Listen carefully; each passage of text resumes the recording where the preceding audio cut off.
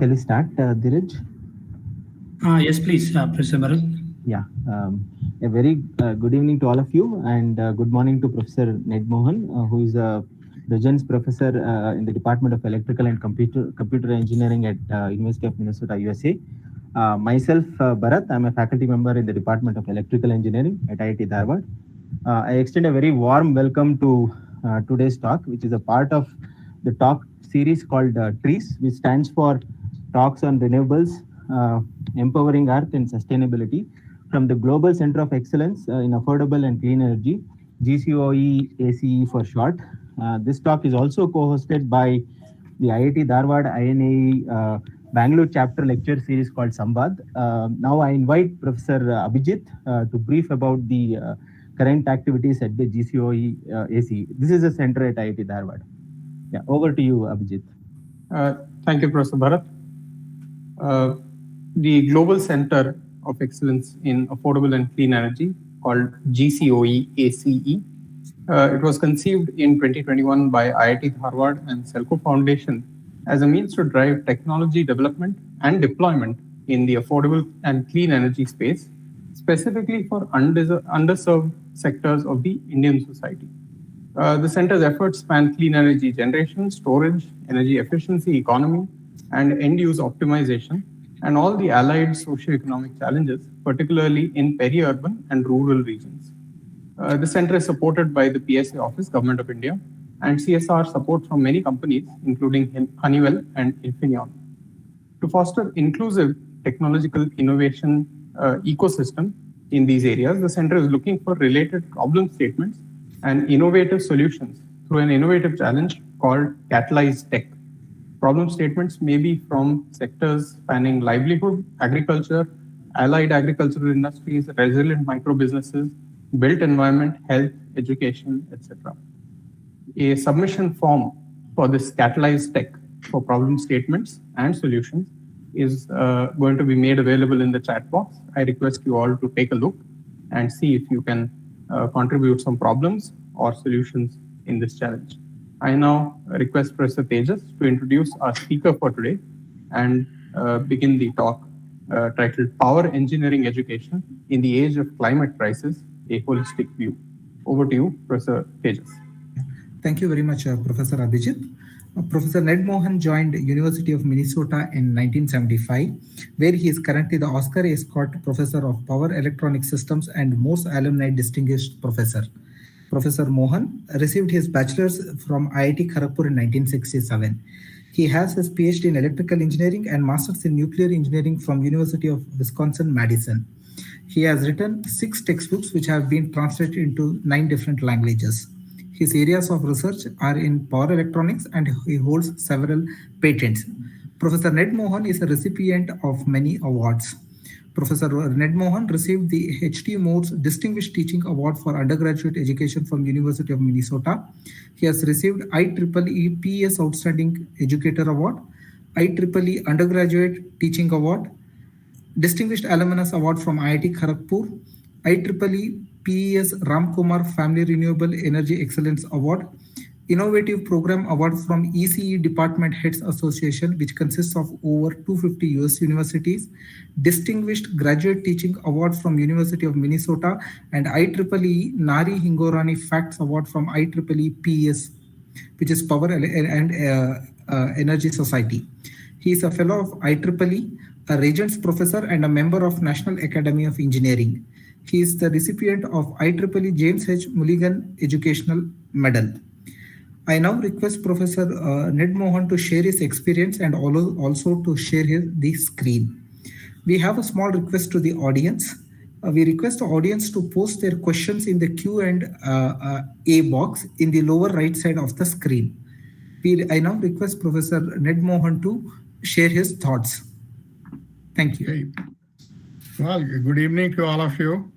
And I certainly appreciate you inviting me to give this talk.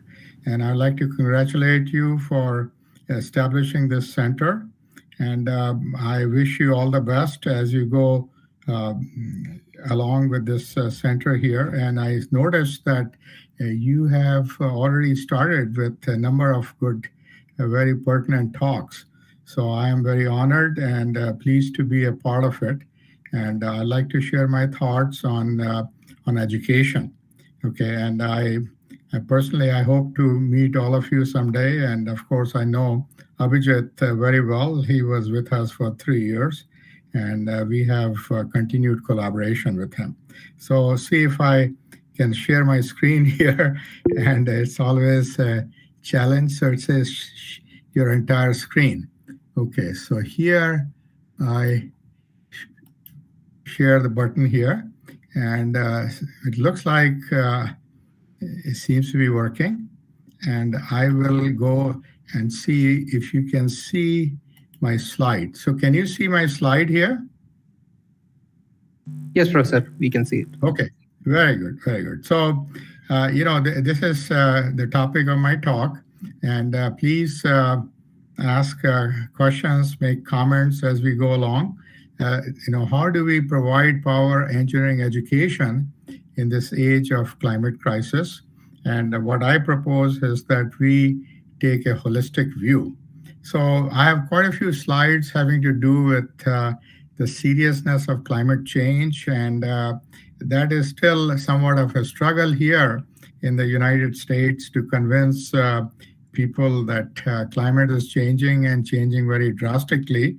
But not all of them agree that it's changing because of us. So I think that is, most parts of the world, that is not an issue. So here is a slide where just a month or so ago, it was 70 degrees warmer in eastern Antarctica, and then this ice shelf collapsed. So things are moving very fast.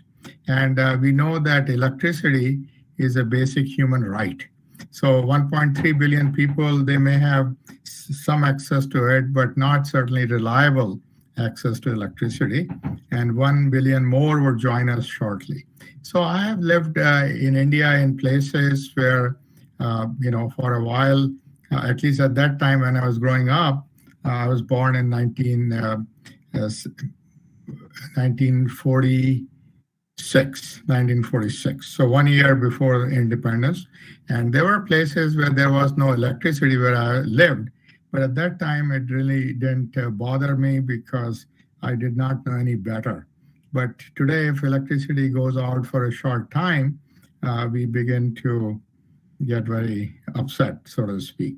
So we know that electricity is important, and it shows here this image at night that large parts of the world have no electricity here. So this slide, I am sure you have seen from IPCC, that as we speak, we are emitting something like 51 gigatons per year of greenhouse gases, 51 gigaton. And if you're going to follow this 1.5 degree centigrade pathway, as has been agreed upon in these climate summits, then we actually not just cut down on greenhouse gas emissions, but even we need to extract some of it which has been emitted. So that's a huge challenge. Okay, so you may have seen this book by Bill Gates. It came out actually this year, and he talks about different sectors and their greenhouse gases emissions. So first is making things, which is like, our production of goods and so forth, 31%. Let me see what happened here. I need to, okay, now it shows up here. I'll make it work. So it's 31% here. And then electricity, 27%. Then agriculture, getting around, and then keeping warm and cool. But you see here that a lot of these things would need electricity as we go on. For example, getting around. If we go to EVs, well, this would go up, okay? I'm sorry, this will actually come down, okay? Emission would come down, but the usage would go up, and therefore this will go up here. Electricity would go up. So the bottom line is that we should use all of our energy in the form of electricity, and then we should produce that electricity using renewables. So there is nothing new there. And this slide here shows the seriousness of what has happened. This Gavin Schmidt, he's the director of a NASA institute, and he says that compared to pre-industrial age, the temperature today is like 1 degree centigrade higher. So he says, is 1 degree a big deal? What's the big deal about 1 degree? But it says that it only took 4 degrees centigrade in the other direction to cause the ice age. So he says that we have already gone up 1/4 of ice age in the other direction here. So he has different scenarios, and if you don't do anything, it'll be extremely bad. Even if we have serious mitigation, there are certain parts of the world that will be 4 degrees centigrade higher than pre-industrial age, and that's the same as one ice age unit, and this is for his predictions are for 2100. Okay, so I don't have the picture on a worldwide basis. It's not easy to get that, but so it's more a US-centric view. How do we produce power by the various fuels here? So let's see here that in 2022, gas was number one here, natural gas. Okay, something like 35%, and then coal over here, and then we had hydropower, pretty stable here, and then also nuclear here. And the renewables, they are growing. So renewables are shown in green, and they're like 16%. So our goal is to move towards 100% renewables to produce electricity. So if we are at 16% at the moment, that means we have a long way to go, Okay, so, and also this geopolitical situation, this war that is going on in Ukraine, all countries are trying to stop imports from Russia. Okay, how are they going to substitute that imports, right? So chances are that a lot of them would go to coal, okay, which is the worst. So that's a geopolitical situation, not only hurts in this sense, but also it has taken our eyes away from combating climate crisis, because we have another crisis that is with us. So it's really our responsibility, because most of the technical solutions, and I like to point out technical solutions, they are electrically oriented, and so all of us in ECE have something to contribute. And I would say not just ECE, but all disciplines of engineering and sciences, they have something to contribute. And the educational effort that we are undertaking is that all universities, and again, when I say all, they don't have to be just in the United States, but this material that we are developing should apply to other universities as they see fit. Every place has their own need, their own requirement. So one size does not fit all. We recognize that. So as they see fit, they can use this material, and then we should bring this message of climate change in high schools and middle schools. So we are starting with high schools, but some people say that no, you should really start with middle school. I say, yeah, sure, why not? Why not? Maybe even elementary school, maybe, get that message across even when children are in kindergarten, right? So we have to do all that we can do. Okay, and then every course could include some aspects of sustainability, and then we should take a holistic view. Okay, so that's a big theme of this talk, this presentation, that the world is not compartmentalized. So I talk about different sections or sectors of power engineering, power electronics, power systems, electric machines and drives and controls. But, we should not leave out other disciplines like mechanical. So, we should be designing things which are coupled together, like we used to call mechatronics at one time, right? So here is really our opportunity that we can create a vibrant program emphasizing at each university, and we can enroll large undergraduates and graduates.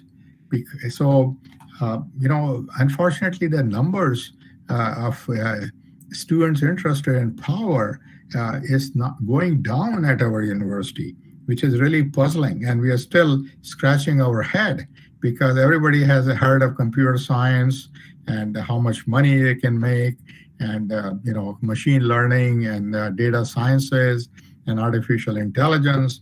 All of those are important. All of those can provide very good jobs. No question about that.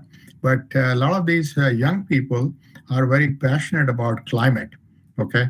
And so if they're passionate about climate, if we can relate to them that, look, just having passion about climate, and if you don't do anything, what good is it? What good is it? So you have to do something, and if you want to do something, come and study electrical engineering and power systems, and you will do something, and there are plenty of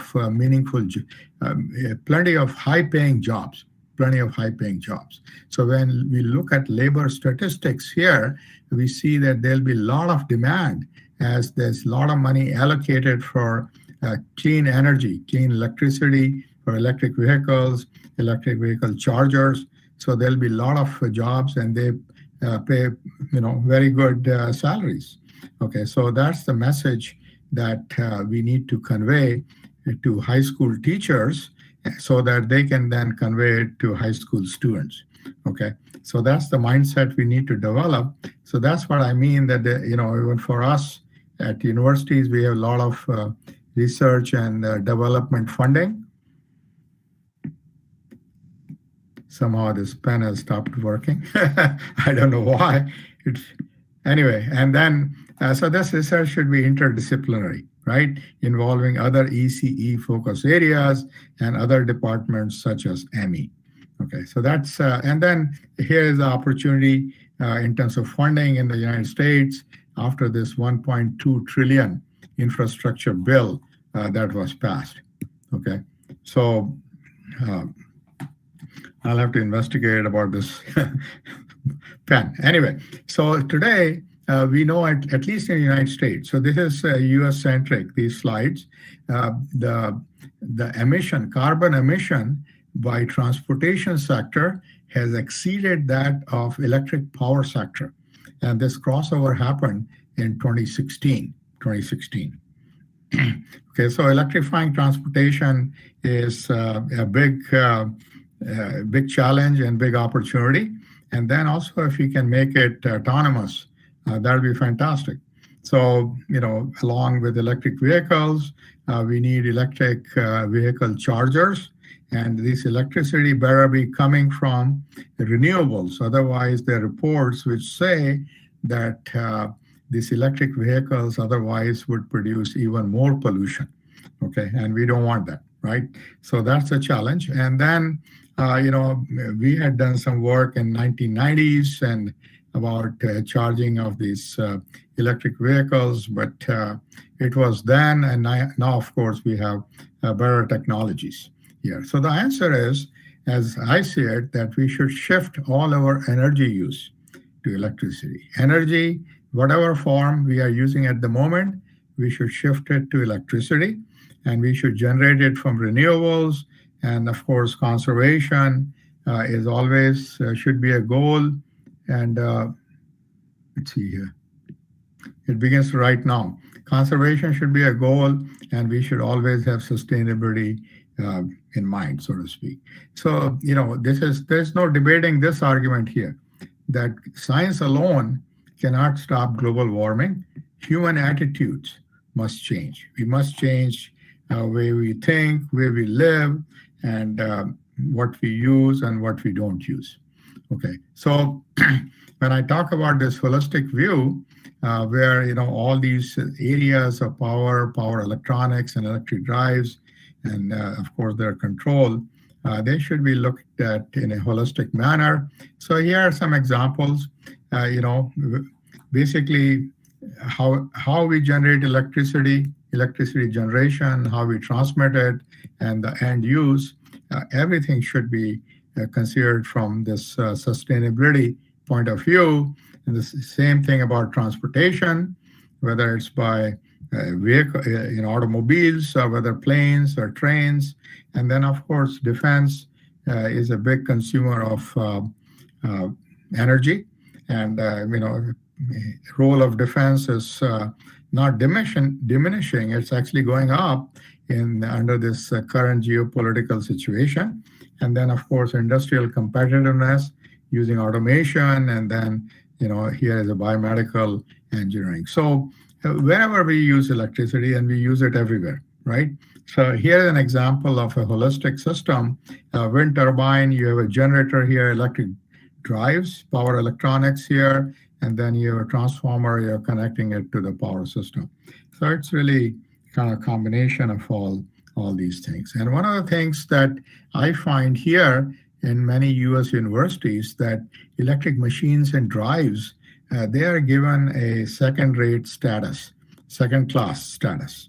Okay, but we should not leave out electric machines and drives, because a large fraction of electricity is generated and consumed by rotating machines here. So if you can make some efficiency improvements, especially using power electronics, we can increase the efficiency and therefore reduce the usage of electricity. And transportation, of course, is all about rotating machines. We have rotating generators in wind plants, and also concentrated solar power, not so much in fashion, but also nuclear plants even, right? So if you go to carbon-free generation of electricity, I would say that nuclear is a very major contributors as time goes on. So I'd like to hear your opinion, what you think about nuclear, okay? And because I think, as I see it, renewables being variables, and we need this energy, electricity 24/7, and batteries are not there yet. A lot of research is going on for this extremely large-scale storage. So I think one way to generate carbon-free electricity is nuclear power. Okay, and hydro is also relatively carbon-free, but there's not much potential left in the world to use hydro, and that has a lot of consequences as well. Okay, so we need transmission because these renewables are located far away from load centers. So look at in California, this San Francisco is over here, a lot of wind here is in Oregon and Washington, and then also solar in the Southwest. So there are long distances over here. So we need transmission. And, some people say that in the United States, this transmission infrastructure should maybe double, maybe triple. Okay. So that's a huge challenge. And who would build it? Who would design it? Okay. So education is the first step. And people are talking about using an HVDC overlay here. So also we need storage because this famous California duck curve, it shows that because of all the electricity generated on rooftop solar during the noon hours over here, the use of electricity that utilities have to provide dips. Okay, so it's at this level at noon hour, and when evening comes, solar is going down, and people are coming home and turning on their burners and TVs and all those things. So in early evening hour, this peak power need occurs on the utility generation. So there's a tremendous ramp here, 13,000 megawatts in 3 hours. Okay, so that takes wear and tear on generating equipment, and that's where it'd be nice to have storage, 3 or 4 hour storage.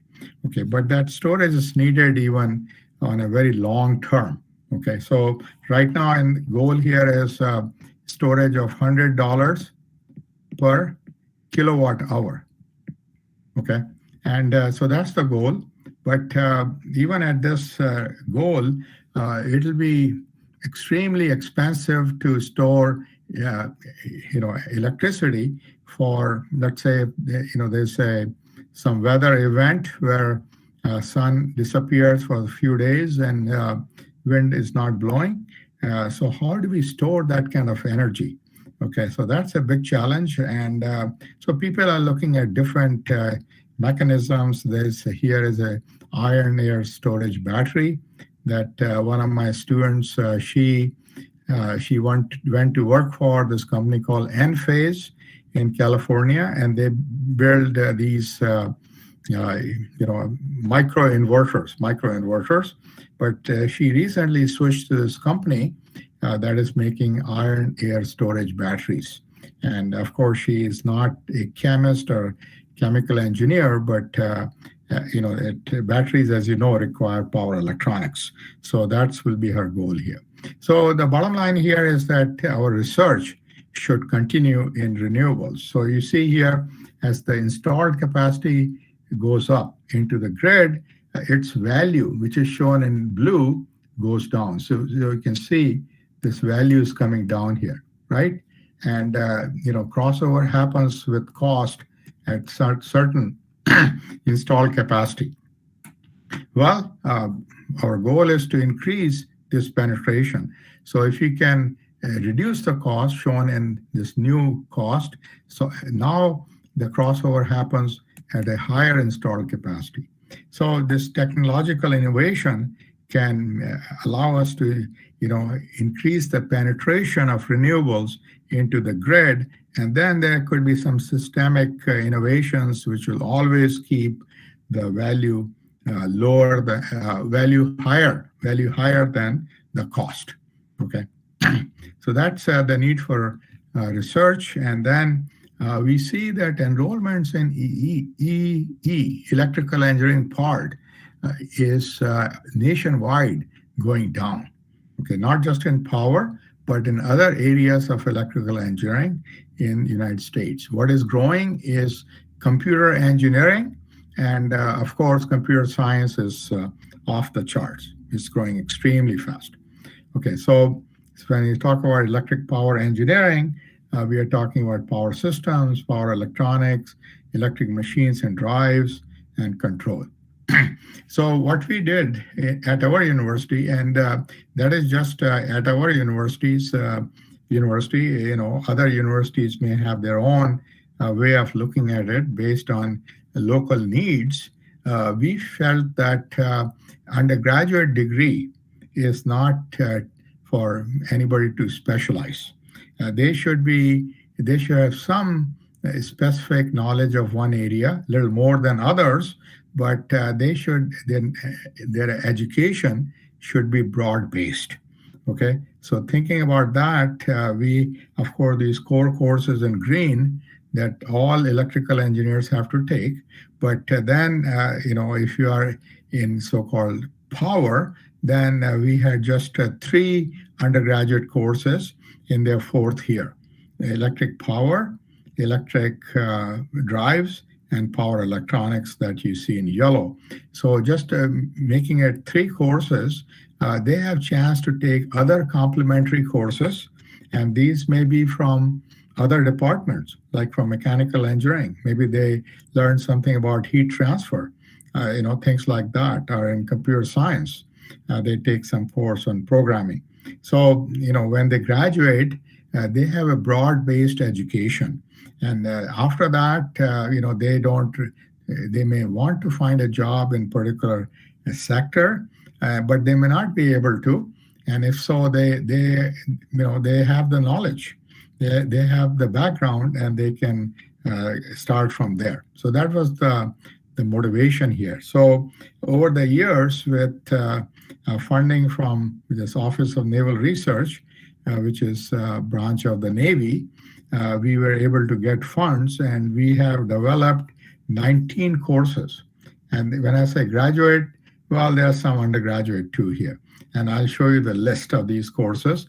And they are developed by experts in their own fields, power systems from academia as well as from industry, okay, especially in machines and also in power electronics. So we have put all those courses on this CUSP website, and URL is given over here. And so these courses are free to anybody, to everybody from any part of the world. You don't need to be a member of any sort, okay? You just go and you can download these videos, actually. So when I say a course developed, it also has lectures that the faculty in those areas have given. I think in India, there's a program like that, MPTL, I think, or something like that. We can discuss it later. And also we are developing these pipeline courses to teach in high schools. Okay, so climate crisis and implementing solutions, that has already been implemented in 5 local high schools here. And then also we have a course on sustainable electricity supply. So this will be a very good course for non-electrical engineers and actually electrical engineers to take. And so, when, let's say you're a mechanical engineer and you're working in a field where you need some knowledge of electrical engineering, especially power, well, if you take this course, you would have that knowledge. So I think I've been talking to Abhijit about this. In fact, we have a contract with Wiley. This will be a very, very important course as I see in the future. Okay, so these are the list of courses that we have developed. So here I may add undergraduate as well as graduate students here. So you can see quite a few in power electronics, electric machines and drives. And these courses are backed up by textbooks, and and the lectures are recorded by the authors of those textbooks. So we are just thinking, what do we do with all this material that is on this CUSP website? Just because it's there, it's not sure, it doesn't guarantee that it's being used. So, we want to go further, and I'd like to discuss that with you. So these are the pipeline courses that I mentioned to you, and they don't require any prerequisite, not even physics in high school. They need to have taken. Whatever physics is needed, we teach it in this course here. So, one time I taught, I had 111 students, and a lot of them were from other colleges like nursing, business, okay, English, things like that, and 60% were female. So we have been holding workshops, and so I'll skip over these here. So over the years, we have been developing laboratories. So starting in almost 2005, we developed these laboratories for power electronics and electric drives, and they have been acquired by 109 U.S. universities. But you see, they are about 15 years old, and obviously they are breaking down, and the legacy components cannot be found. So we had to update these laboratories. So we were very fortunate that we were able to get some funding from ONR, and so we have developed this laboratory here, which is for electric drives, and this is for power electronics, and we are working on a microgrid for power systems here.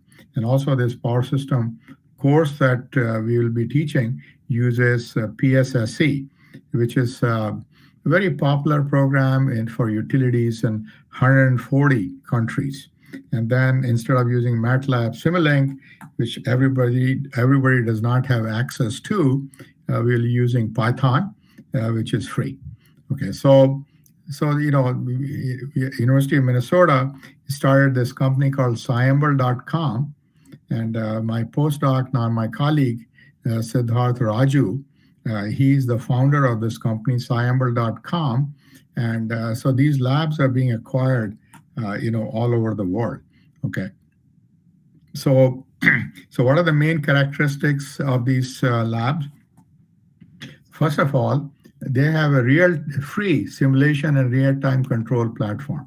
So one does not need MATLAB and Simulink. So he, from scratch, developed this platform. He's an amazing guy, amazing. So just by himself, he developed this. And then using this platform, he can control these laboratories. Okay, hardware laboratories, and they're like $3,500 per lab setup. Okay, so that is still quite a bit of money, because let's say in a lab you want to have 5 setups, and so you're talking about close to $20,000, and that is not easy to come by.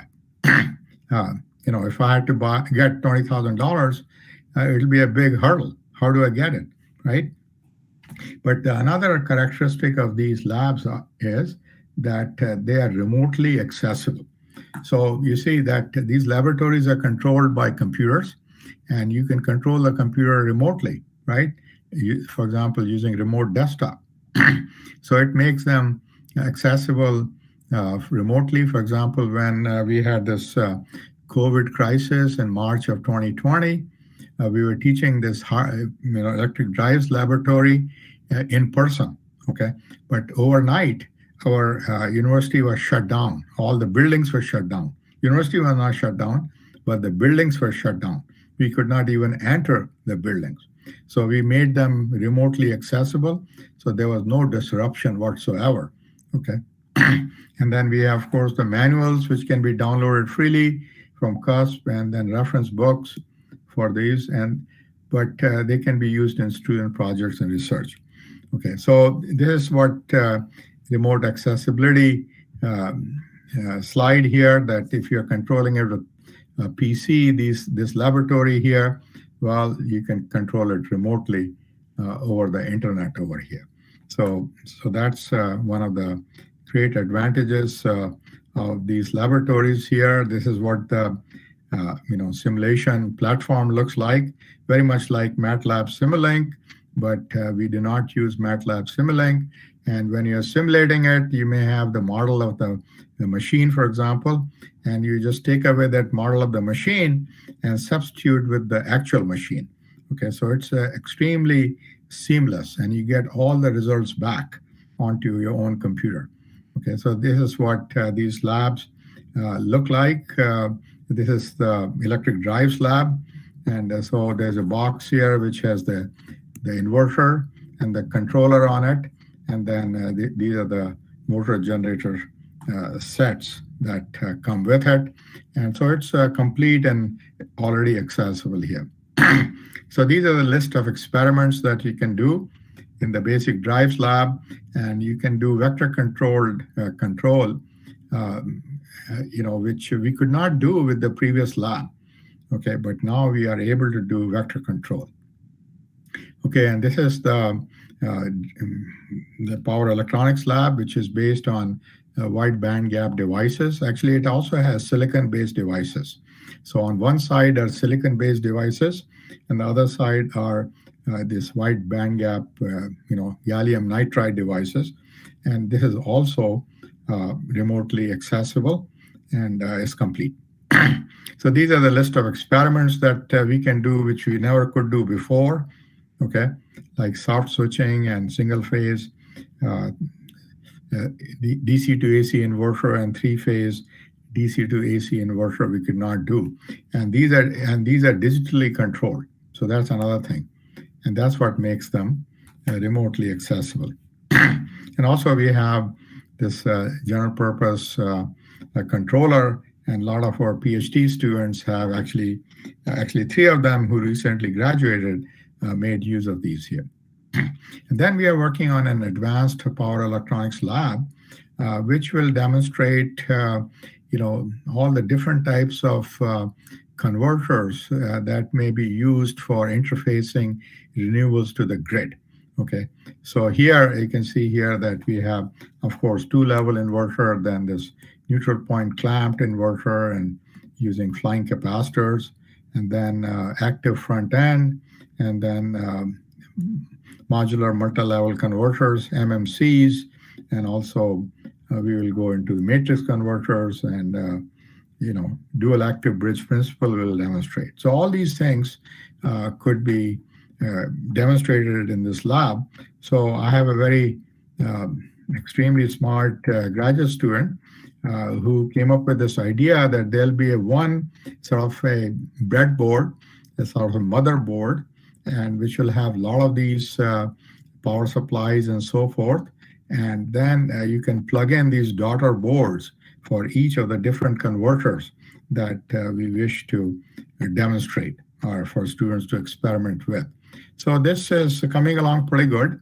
And, it's not ready yet, but October of this year, that's not very far away. Okay, and then we are working on this 5-node microgrid. And so it'll be like a tabletop microgrid that students should be able to get it, not students, but the university can get this microgrid, let's say for under $3,000. So for $3,000, this 5-node microgrid. And then we just got a grant from ONR, new grant, starting actually on July 1st in a few days. And this is for a low-cost, scalable, again, this thing, okay, a low-cost, scalable tabletop microgrid. Okay, so emulator actually for shipboard power system.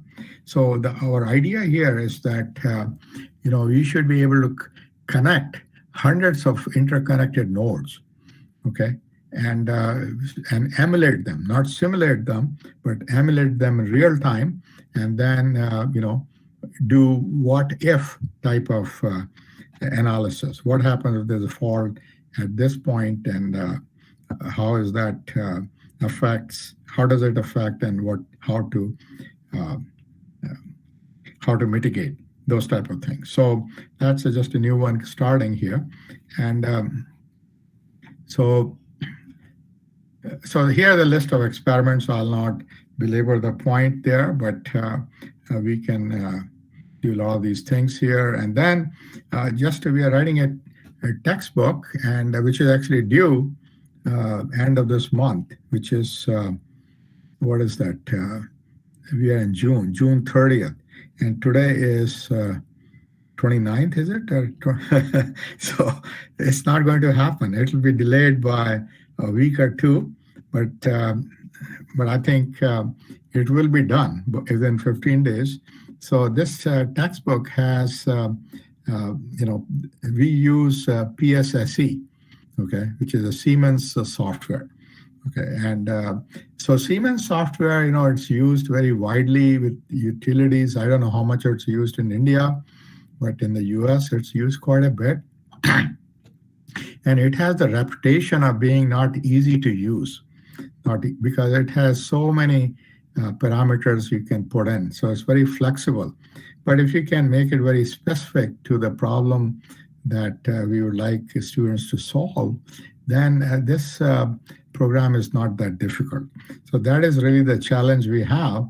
And I teamed up with a former PhD student of ours who works for Electric Power Research Institute, Swaroop Gugilam. So Swaroop is using this program PSSE day in and day out for his job. So he's very familiar with it, and he's demonstrating how to use this program. And the bottom line is to relay the concepts, the fundamentals of power systems, using this 3-bus system that you see here. One is a slack bus, and one is a PV bus, and one is a PQ bus. So using these 3 buses in a simple example like this, we can cover all the things that we need to convey to students here. So, so how do we acquire these remotely accessible labs from Sciambl? Well, assuming each setup costs around $4,000, if you acquire 5 stations, it'll cost $20,000. And then you can offer this lab in person. But if you acquire just one setup, I'll try again here.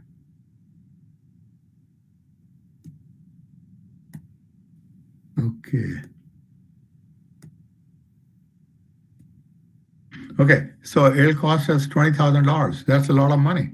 But one can acquire just one setup for $4,000 and then timeshare with other students over the internet. Okay, so students can fill out a timesheet, and they can log into whenever nobody else is using, and make use of this lab remotely. Okay, and the third option, which is very tantalizing, is that we set up these experiments somewhere, and for example at Sciambl, this company itself, okay, and at Sciambl, and we license it to any university, let's say for $500 per semester.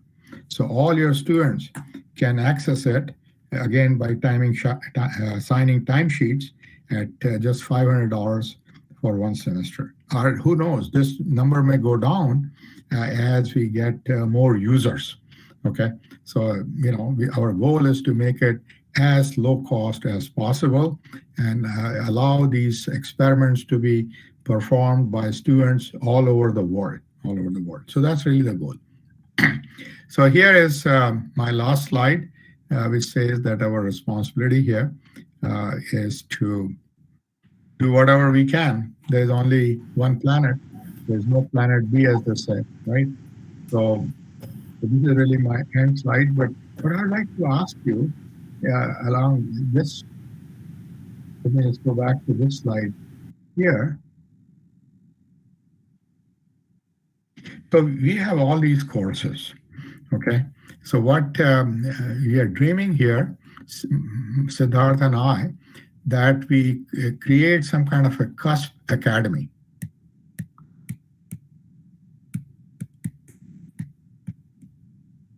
And this cusp academy, let's say, is non-profit. So we teach these courses by contacting some knowledgeable professors to teach, and we pay them. So in order to pay them, if somebody decides to get a certificate, we can get a certificate. We can give a certificate, right? So certificates may cost a little bit of money, and so each course, let's say, carries 3 credits. And if you take 4 courses, you can get a certificate, let's say, in power electronics. And that these courses may cost, I don't know what number to use, probably, let's say, $300 per course. Okay, so for $1,000 or so, you can get a certificate. okay, from this CUSP Academy. And if, this has some credentials because it has all these courses and it has all these labs, it may be worth something. So I've been talking to people in companies locally here that what if we do something like this? Would they value this certificate? They say, for us, the important thing is that our employees learn. They know what they're doing because they hire people who really do not have this kind of a background. They may be electrical engineers, but they have never taken a course in power electronics, for example. So they can take a very thorough course, as thorough as we teach here, right? And so I think so that's really our next challenge, so to speak, if we can create this CUSP Academy, and also if we can have these labs accessible remotely over the internet for a very small license fee. So my friends, I said enough here. I'll stop and I'll see if you have any questions. Let me go. Okay, thank you, Professor. We would now like to take some questions in the Q&A box. Sir, the first question is, we have built over years AC grid transmissions. Will DC, which is a micro and mini grid network, boost the renewable energy production and usage? And second question in this, are these DC grids reliable? Well, DC grids have been in operation for quite a long time, okay? And they have shown their reliability very well. In fact, the power that is flowing on DC lines can be controlled. So they have proven their reliability and their usefulness for stability and things like that. So I think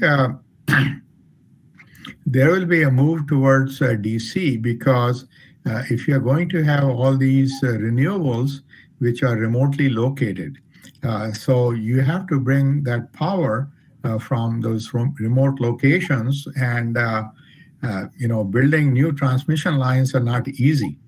Okay, so there is a lot of emphasis. People studying it, nobody has done it actually, is repurposing AC lines into DC.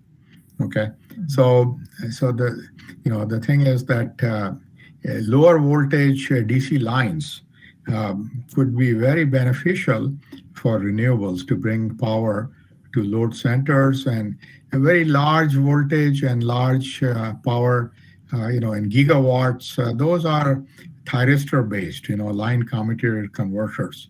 So those, of course, are there, but I think there'll be very few of them in very, very few places. Okay, mostly it will be, so-called VSC, voltage source converter systems using, switches like IGBTs or MOSFETs. So I think maybe voltages which are not as high as what you talk about with thyristors, right? So I think there's we should be looking at DC. So it's under study, I think, in many places. Okay. Sir, the same question on this thing. How about DC microgrid? Is it feasible in Indian scenario? Yeah, DC microgrid is a very good idea, I think, because when you, even here, we are considering DC microgrids, because AC microgrids, you have to convert everything. The batteries are DCs, photovoltaics are DC, right? And so when you have DC, you have to constantly, you have to keep inverting it, and you lose quite a bit of, some power anyway, and the cost is there. So DC microgrids are certainly very feasible, and I think a lot of people are looking at it. I personally do not know of any in the US. Most of the microgrids that I'm aware of are AC. But then, if you have a DC microgrid, you need to have interconnection with the main grid, and that could be AC, right? So certainly DC microgrid makes a lot of sense. Sure, sir. Thank you, sir. Next question. Are there any smart transmission in projects HV, MV, LV to meet reliable and climate change challenge issues? Yeah, I would say when you say smart solutions, we are talking about these so-called FACTS devices, like flexible AC transmission systems, FACTS. So the primarily, these STATCOMs, static compensators, static war compensators, STATCOMs. So one way to provide reactive power on a bus is to have switchable capacitors, right? So you use in steps. So they are in operation using thyristor switches, and also so-called TCR, which is thyristor-controlled reactors, which can provide reactive power. So you could have hybrid combination of TCR, thyristor-controlled reactor, and this so-called what is it called? Where you have switched capacitors, SVC or something like that. So you can control the reactive power at a bus to control the bus voltage. But then better solution, I would not say better, but an alternative solution, which is a lot more flexible, but also probably more expensive, is to have this static converter-based STATCOM, which can provide both real and reactive power within its design ratings in a kind of a continuous manner. You can change from reactive to capacitive, and I should say inductive to capacitive, and but in any step that you want. So those are being used, and so those are the two. I don't know. There are some where you have the ability to connect capacitor in series with the transmission line to increase the power flow capability on the transmission line. But they are just one or two for demonstration. I mean, they are in use actually, but they were built more to demonstrate that it can be done. But I don't know of any which are under consideration. But STATCOM certainly are being used. Sure, sir. Sure. Thank you, sir. Next question is connected to the pedagogy. We have a half semester core course for power system for regular BTech students. It consists of 21 classes as compared to 42 classes for a regular full semester course. Any suggestion on how we can give general overview of power systems in such a short time? Yeah, that's that's an extremely good question, because not everybody needs to know about power systems in which will require 40 lectures or 42 lectures, right? So what one needs to do is to take a look at the topics that we need to cover, which may be of importance to people who are just taking it in 21 lectures. Okay, so you may find out that certain topics like I don't know which one to leave out, but how generators operate in power systems, we can leave that out. Or you could leave out certain idea, like certainly these are not core power systems people, so you can leave out probably transient stability in detail. You can just mention it. You can mention a lot of these things, but you don't need to go into detail. Same thing about power flow.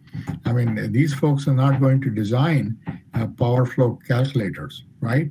They're just going to use them. So just show them there's some popular program that is used in utilities and industries in India, for example, and show them how to use it and how to get the results, and how these results complement the fundamentals, the concepts they're learning. Sure, sir. So one last question. There's another question. I have seen departments in some Indian institutes named high voltage engineering, sometimes a branch from electrical engineering. However, these are not at many places, at least in India. Can power engineering be a separate graduate level course or a separate department?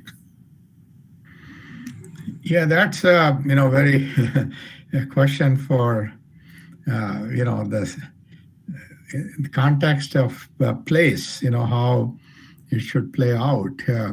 So high voltage engineering we teach in very few places in the United States, and but we should teach it because we still obviously use high voltage, right? Where that should be located, that is not for me to say. But so that is one of the strengths of these courses that I mentioned. We have a course on high voltage technologies, and this was prepared by Professor Ravi Gurar. He is a graduate from ISC Bangalore, and he was teaching this material at Arizona State University.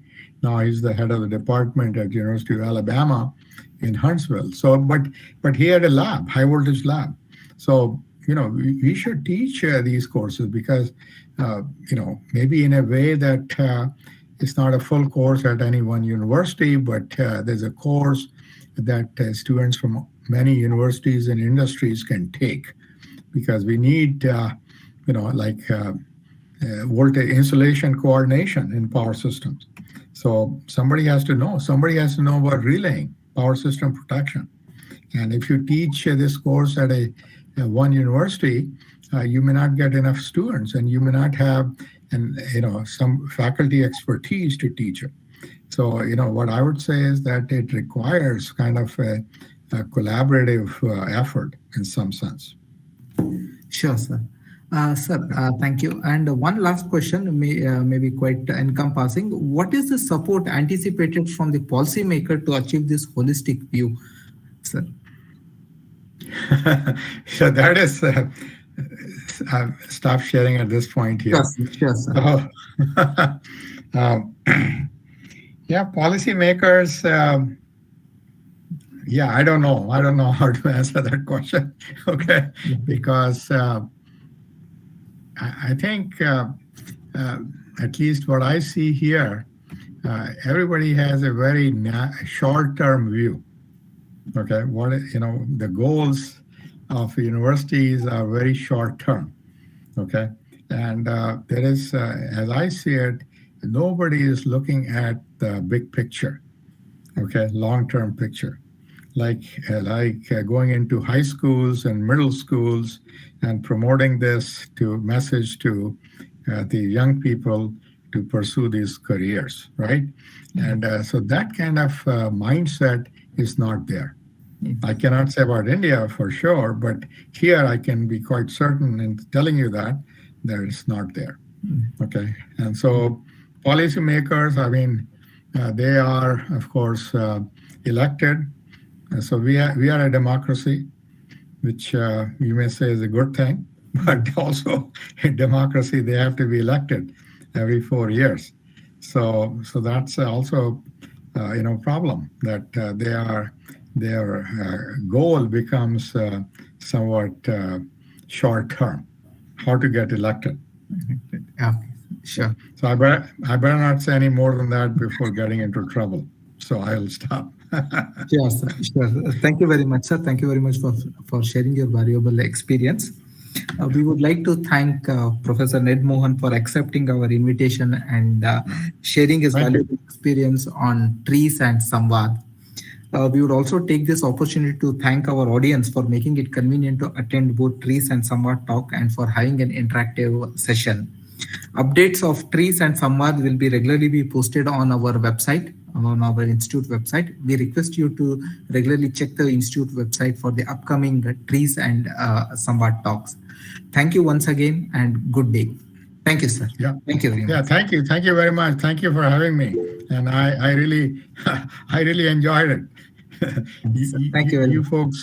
You folks made my day. So I appreciate it. Thank you. Bye-bye. Bye-bye. Thank you. Thank you very much. It's our pleasure, sir. Thank you very much. Bye. Bye, sir.